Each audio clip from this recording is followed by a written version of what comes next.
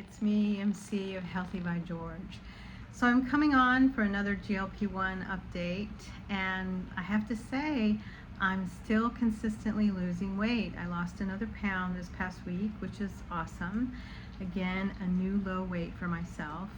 But I have to be honest, this is new territory for me because I can't even recall when I possibly was at this weight in the past. So I'm really working hard to get in touch with my body, get in touch with my feelings, and be present to this new place I'm finding myself because of being in this state of taking the Mounjaro, which I've been on now. In 3 weeks, I'll have been on it for a year. And then also too, just really finding myself acclimating to my new lifestyle changes. I'm eating intermittent fasting kind of style where I don't eat until like noon or 1 every day. I may have just 2 meals a day and really no snacks because I don't have much of an appetite. If I eat 1 meal and then a very light dinner, that's kind of all I'm hungry for because of the GLP-1 drugs, but I think it's more than that. I'm finding this feeling of not feeling kind of hungry for foods that I used to crave. I used to have a real sugar craving, but now it's not as intense. Or I used to find myself, being a bigger foodie than I am than in the past. Now I'm not as interested in food as I was.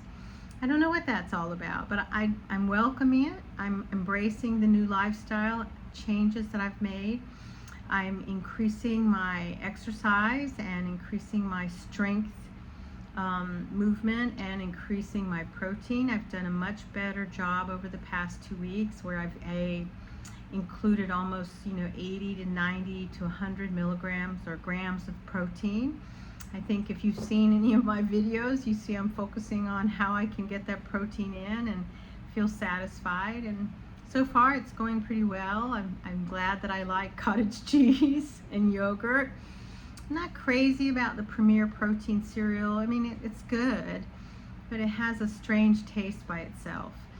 But yeah, I think that, focusing on protein definitely keeps me satisfied longer.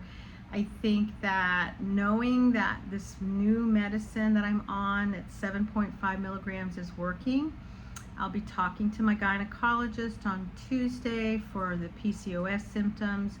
I'll be talking to my endocrinologist in 2 weeks for sort of just checkup on me taking the Mounjaro now that I've been on it for a year. And I still can go up, I think, 2 more doses and continue because I'm really close to an initial goal of mine. My long-term goal is probably something that I'm not sure I can achieve by the end of the year, but I'm going to be pretty close, which is great. And otherwise, I'm feeling very positive, although this does bring up a lot of feelings. It brings up a lot of issues of the past that I'm releasing. I'm releasing those issues in the past. The bullying, the sense of self-judgment, the feeling of like I'm the biggest person in the room sometimes when I'm with people socially. So, all of those things are feelings that I'm letting go of and recognizing that no matter where I am in body size, it's okay to accept who I am, where I am, what I'm feeling, what I expect in life.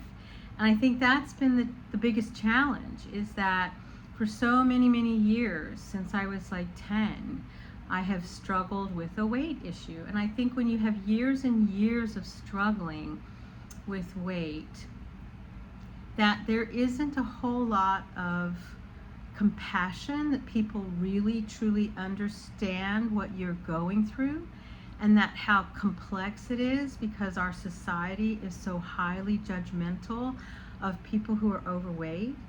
That there is this undercurrent of bias that you feel that someone doesn't think that you're doing the restricted calories, that there still is this concept of calories in, calories expended, and you're going to equal weight loss. I think that's a very simplistic view because we don't truly understand the concepts of set point, this concept of the body holding on to weight from a primitive perspective. I don't think we understand it, and I think it's made further complicated because our food is all highly processed and has some very unhealthy ingredients.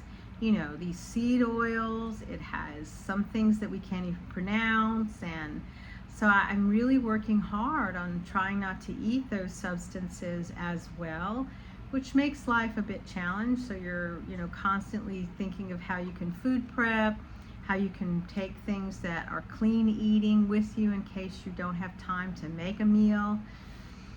And that's key, because if you're living a busy lifestyle, how can you make time to eat clean?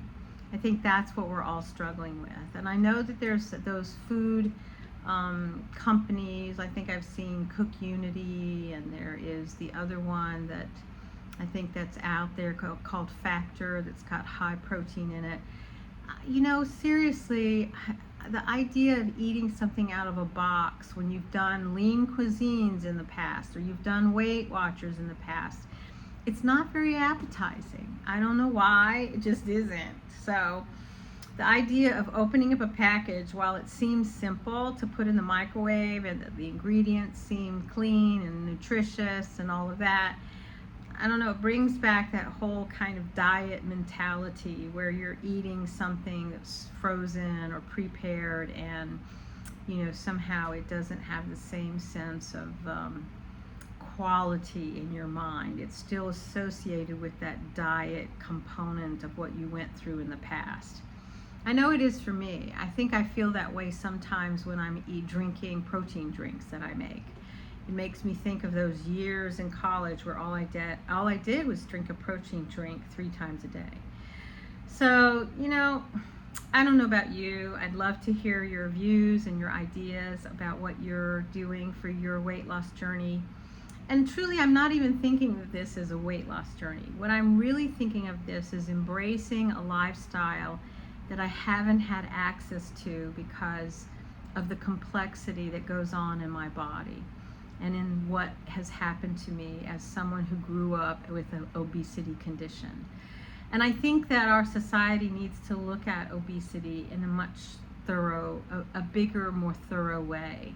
And I'm so happy to see how many of the pharmaceutical companies that are coming out with new drugs in the future that are oral medications that represent the same type of medicine that I'm on, the GIP, GLP-1 combination.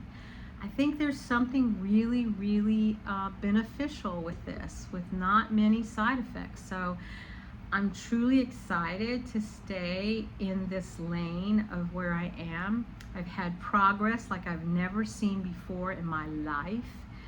So I think if you're someone who's on the fence about whether you want to take a GLP-1 drug, which I can imagine is a consideration, especially if you don't have insurance coverage that will take care of it, or you don't have a physician who's working in partnership with it, please, please, please, if you are looking into these online companies that say that they'll give this drug to you without a prescription, without insurance, please vet them very carefully, because so many of them potentially could be scammers.